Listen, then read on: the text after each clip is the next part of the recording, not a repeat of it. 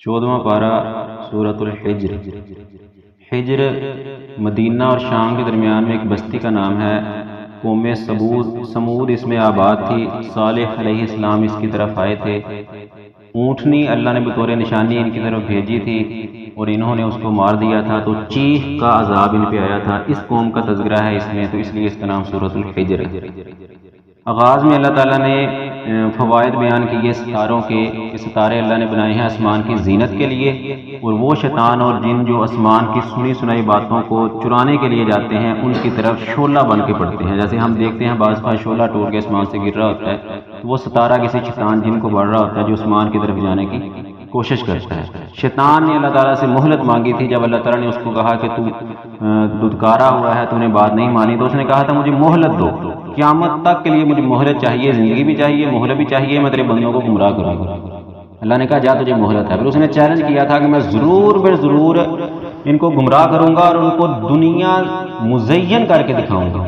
تو آج وہ مزین کر کے دکھا رہا ہے، اور آگے خود انسان نے پھر کچھ شیطان نے استثناء بھی کیا کہ الا عبادک منہم المخلصین، مگر تیرے مخلص بندے جو ہوں گے وہ میرے جال میں نہیں آ سکتے۔ آج ہم خود چیک کر لیں کہ ہم رحمان والے ہیں یا شیطان والے ہیں۔ اگر شیطان کے راستے میں چل رہے ہیں تو یقیناً ہم اس کے جال میں پھنس چکے ہیں۔ اگر ہم اس سے بچ کے صراط مستقیم پہ اللہ کی بات مان رہے ہیں تو ہم رحمان والے ہیں، اس کے جال سے بچ چکے ہیں۔ جو شیطان والے ہوں گے ان کے لیے اللہ تعالیٰ نے کہا کہ ان جہنم موعدہم، بے شک جہنم ان کا وعدہ ہے جو شیطان کے پیچھے چلیں گے، اور 7 دروازے ہیں جہنم، 7 دروازے ہیں، اور اس کے پھر آگے ہر دروازے کے حصے ہیں۔ جیسے ایک بڑا گیٹ ہوتا ہے اس میں چھوٹا گیٹ، یہ تو چھوٹی سی مثال ہے۔ جہنم کے 7 دروازے اور ہر دروازے کے چھوٹے چھوٹے بڑے سارے جزء و مقسوم حصے بنائے ہیں اللہ نے، ان میں سے وہ جہنم میں داخل ہوں گے۔ اور جو رحمان والے ہیں ان المتقین، بے شک جو متقی لوگ ہیں، فی جنات و عیون، وہ باغات اور چشموں میں ہوں گے۔ جو رحمان کے پیچھے چلنے والے ہیں، یہ اس کا تذکرہ کیا۔ اور اس کے بعد ابراہیم علیہ السلام کے پاس جو فرشتے اللہ تعالیٰ نے بھیجے تھے، جب انہوں نے اللہ سے اولاد مانگی تو بڑھاپے کی عمر میں ان کو خوشخبری ملی اولاد کی، تو وہ کہنے لگے ابراہیم علیہ السلام کہ میں تو بوڑھا ہو چکا، میری بیوی بانجھ ہو چکی، اولاد کیسے ہوگی؟ تو انہوں نے کہا فلا تکن من القانتین، نا امید ہونے والوں میں سے نہ ہو، یہ اللہ کا حق فیصلہ ہے، تجھے اولاد ملے گی بڑھاپے میں، اللہ نا امید ہونے والوں میں سے نہ ہو۔ آج ہمارے معاشرے میں کیا 2 4 5 سال گزر گئے شادی کو، تو وہاں درباروں کے چکر، بابا جی کے چکر، تعویذ دھاگے باندھے جاتے ہیں۔ نبی صلی اللہ علیہ وسلم نے فرمایا کہ من علق تمیمۃ فقد اشرک، جس نے تعویذ باندھا یا تعویذ لٹکایا اس نے شرک کی۔ تو جب ابراہیم علیہ السلام کو بڑھاپے کی عمر میں اولاد مل سکتی ہے، اللہ دینے والا ہے، تو اللہ ہر کسی کو دے سکتا ہے، اللہ سے مانگے اللہ دے گا۔ تو یہ دوسروں سے مانگنا ایک دربار کے اوپر عجیب سی بات ہے۔ بیری کا درخت ہے، اس کو ہلایا جاتا ہے، کہتے ہیں بیر گرے تو بیٹا ہوتا ہے، پتا گرے تو بیٹی ہوتی ہے۔ اب بیٹے اور بیٹیوں کے فیصلے بیروں کے پتوں اور بیروں سے ہوں گے؟ اللہ کو چھوڑ دیا لوگوں نے۔ آگے قوم عود کا تذکرہ کیا، قوم لوط کا تذکرہ کیا، ان پر 3 عذاب، پیچھے ہم نے 2 عذاب کا تذکرہ پڑھا تھا، یہاں پر 3 عذاب کا تذکرہ کیا کہ ان کا گناہ اتنا جرم بڑا تھا کہ وہ لڑکوں سے بدفعلیاں کرتے تھے، تو ان پر 3 عذاب یک وقت اللہ نے بھیجے تھے۔ چیخ کا عذاب آیا تھا، ان کی بستی کو اٹھا کے الٹا کر کے زمین پر پھینک دیا گیا تھا، اور پھر ان کے اوپر پتھروں کی بارش برسائی گئی تھی جو نشان زدہ پتھر تھے، ہر کسی کو اللہ نے فکس کر کے آٹو پہ سسٹم لگا دیا تھا کہ اس کو لگے گا، ان پہ عذاب۔ پھر اصحاب الحجر جو پہلے بیان کر دیا، ان کا واقعہ ہے وہی واقعہ جو بیان کر دیا، اور اس میں اللہ نے فرمایا کہ وَيَنْحِتُونَ الْجِبَالَ بُيُوتًا آمِنِينَ، وہ پتھروں کو، پہاڑوں کو تراش کے محل بناتے تھے، اپنے مکان بناتے۔ ایسا کیوں کرتے تھے کہ اس سے پہلے جو قوم عاد تھی ان کے اوپر آندھی کا عذاب آیا تھا، تو انہوں نے کہا کہ یہ آندھی کی وجہ سے ہلاک ہو گئے ہیں، تو ہم ایسے گھر بنائیں جو آندھی سے خراب نہ ہوں، تو انہوں نے پہاڑوں کو تراشنا شروع کیا۔ اب پھر یہاں پر ایک بات سوچنے والی ہے کہ پہاڑوں کو تراشنا کوئی عام سی بات نہیں ہے، کوئی تھوڑی چھینی کے ساتھ تو پہاڑ نہیں تراشے جا سکتے نا۔ ان کے پاس کوئی مشینری تھی، کوئی ٹیکنالوجی تھی جس کے ساتھ پہاڑوں کو ایک پھر چھوٹا موٹا تراشنا نہیں، پوری اللہ کا محال بلڈنگیں، ایک کمرہ دوسرا تیسرا، آگے پورا سسٹم انہوں نے بنایا ہوا تھا۔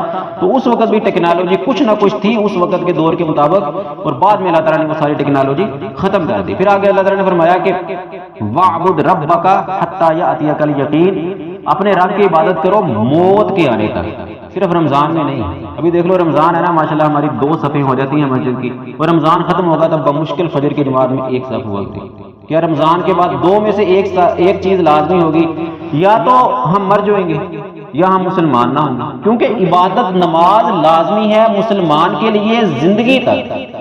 اگر ہم زندہ ہیں مسلمان ہیں تو پھر نماز تو فرض ہے، یا تو یہ ہے کہ رمضان کے بعد ہم مر گئے، یا یہ نہیں ہے تو پھر رمضان کے بعد کیا ہم مسلمان نہیں رہے؟ اگر ہم مسلمان بھی ہیں، زندہ بھی ہیں، تو نماز فرض ہے، یہ رب کا حکم ہے، وَاعْبُدْ رَبَّكَ حَتَّى يَأْتِيَكَ الْيَقِينُ، موت کے آنے تک اللہ کی عبادت کرنا لازم ہے، صرف رمضان میں نہیں، زندگی کے آخر تک فرض ہے۔ اللہ نے کہا مذاق اڑانے والوں کو، جب نبی صلی اللہ علیہ وسلم کا مذاق اڑایا جاتا تھا تو کہا اِنَّا كَفَيْنَاكَ الْمُسْتَهْزِئِينَ، نبی پریشان مت ہو، یہ مذاق اڑانے والوں کو میں رب کافی ہوں، تو مذاق مت اڑائیں۔ پہلے بھی میں نے کہا تھا کہ دین کا مذاق گویا کہ اللہ اور اللہ کے رسول کا مذاق اڑانے کے مترادف ہے۔ آگے سورۃ النحل کا آغاز ہوتا ہے۔ نحل کا معنی ہوتا ہے شہد کی مکھی۔ یہاں اس صورت میں شہد کی مکھی کا اللہ تعالیٰ نے تذکرہ کیا، سارا اس کا پروسیجر بیان کیا، تو اس لیے اس کا نام سورۃ النحل رکھا۔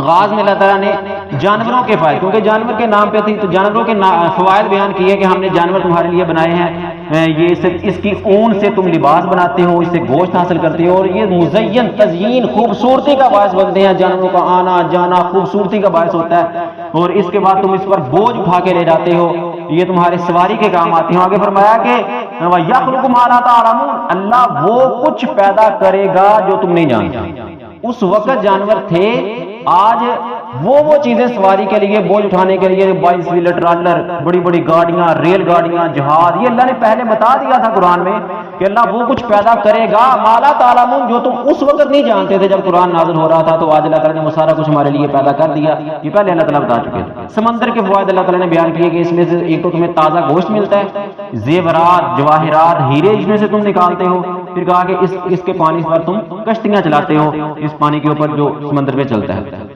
اس کے بعد فرمایا کہ مؤنث جب پیدا ہوتی ہے کسی گھر میں لڑکی، تو اذا بشر احدهم بالانثى ظل وجهه مسودا، اس کا چہرہ سیاہ ہو جاتا ہے، غصے سے بھر جاتا ہے کہ میرے گھر میں لڑکی کیوں پیدا ہو۔ حالانکہ نبی صلی اللہ علیہ وسلم نے فرمایا کہ جس نے 2 بیٹیوں کی دین کی بنیاد پہ پرورش کی، دین کی بنیاد پہ ان کے اگلے گھروں میں ان کی شادیاں کر دی، وہ بیٹیاں قیامت کے دن آگ کے سامنے پردہ بن جائیں گی، اپنے والدین کو جہنم میں نہیں جانے دیں گی، ان کو جنت میں لے کر جائیں گی۔ لیکن ہم کیوں؟ جو رحمت تھی، جس کو اللہ نے قرآن میں یاہبو، اللہ نے اپنا ہیبا، تحفہ کہا، اللہ نے کئی بیٹیاں اللہ دیتا ہے تو یہ تحفہ ہوتی ہیں اللہ کی طرف سے، تو اس کی وجہ سے کیوں انسان چہرہ جو نا بصور لیتے ہیں، غصے میں آ جاتے ہیں، یہ بھی اللہ کی رحمت ہوا کرتی ہیں۔ پھر اللہ نے کہا کہ اگر اللہ تعالیٰ انسانوں کے ظلموں کی وجہ سے پکڑنا چاہے، انسانوں کے گناہوں کی وجہ سے پکڑنا چاہے، تو زمین پر کوئی مخلوق باقی نہ رہے، لیکن اللہ نہیں پکڑ رہا۔ الا اجل مسمى، اللہ کہتا ہے میں نے مقررہ مدت تک میں مہلت دی ہے۔